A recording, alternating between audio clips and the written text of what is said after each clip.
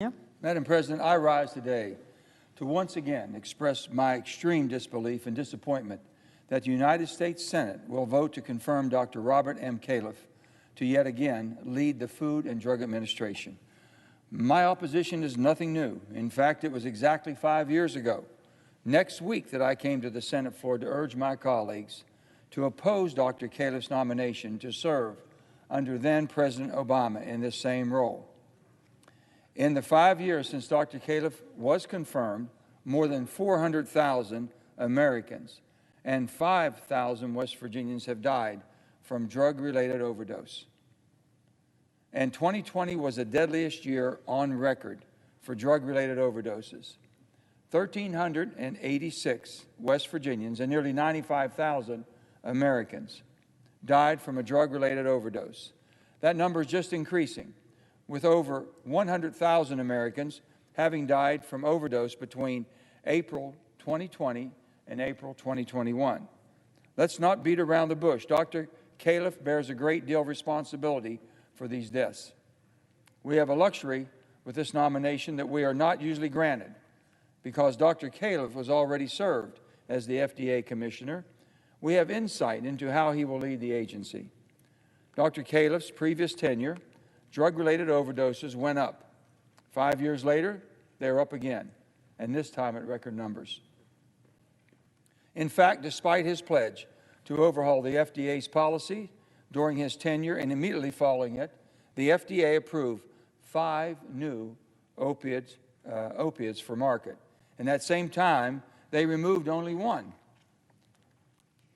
The wise Dr. Maya Angelou famously said, "When someone shows you who they are, believe them." Well, Dr. Califf has shown us who he is, and he has shown a complete lack of interest in actually making the difficult decisions that we need the leader of the FDA to make.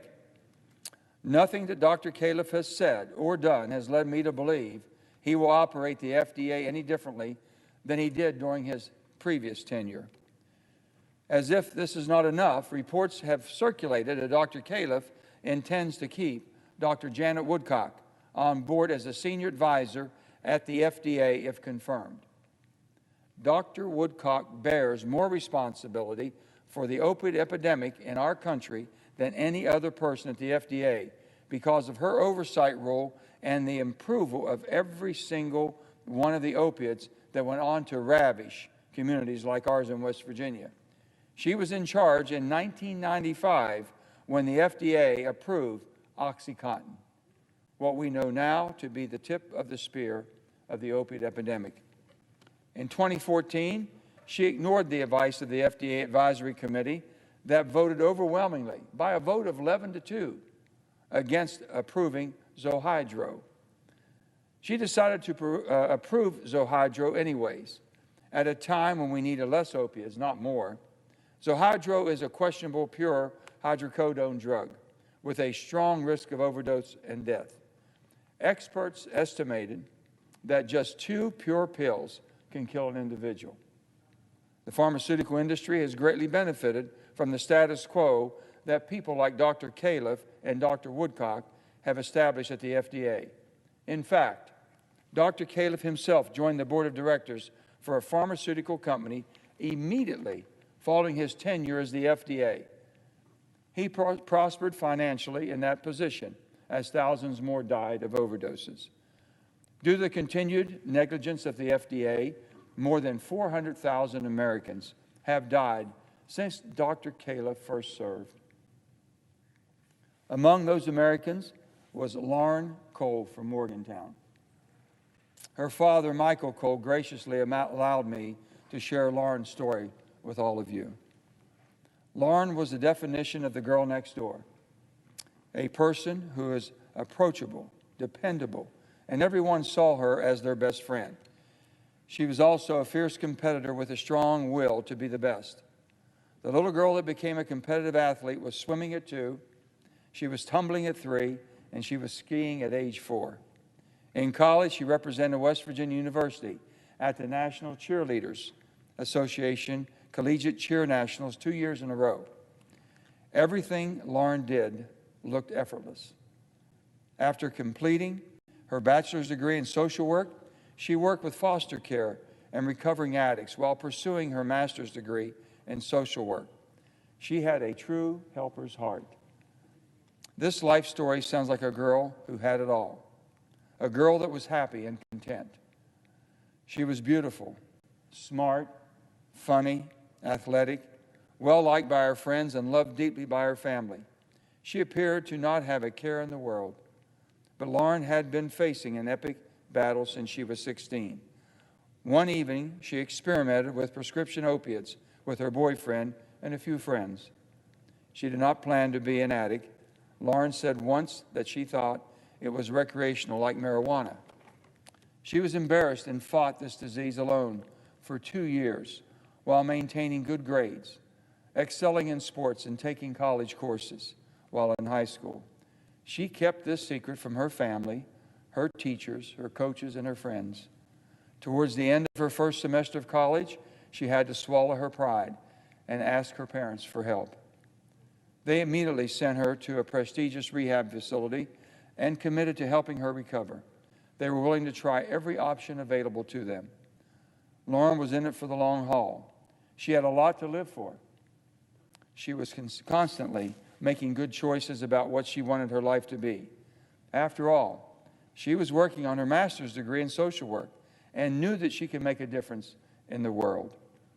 On July 5, 2020, after a 10-year battle with substance use disorder, Lauren learned that her gym workout partner had tested positive for COVID-19.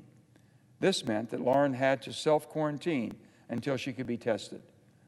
She could not work, she could not go to the gym, she could not volunteer, and she could not even visit her family and friends. She contacted her dad and asked him to find a COVID test as soon as possible. Unfortunately, there were none to be found until that Thursday, July 9th. Her dad, Michael, texted and called Lauren all morning and mid-afternoon that day, but could not reach her. He left work to go to her apartment to tell her that he had located COVID test. When he pulled into the parking lot, he saw her slumped over in her car. He immediately called 911. He rushed over and pulled her out of the car. He tried to resuscitate her, but it was too late. Lauren had a slip-up that took away her chance to live up to her full potential. It was a sunny afternoon on July 9, 2020, when she died of a fentanyl poisoning at the age of 26. Fentanyl, which is another approved opiate under the FDA. She was alone in her car, hiding from the stigma of addiction. Her ability to recover was stolen from her. Approximately 3 weeks before Lauren relapsed, she came home to talk to her dad. She said, "Dad, there are so many people suffering from addiction that need and want help, but they just don't have the resources or a family like mine to get it. Do you think that when you retire, we can do something to help them?" Her parents took that wish to heart and have created Lauren's Wish, an organization working to establish long-term women's residential substance use disorder treatment facility in West Virginia. Lauren may no longer be with us, but her story will continue to inspire action and change in West Virginia and across our nation. Dr. Califf's nomination is an insult to Lauren's memory and to the millions of families who have lost a loved one at the hands of this epidemic.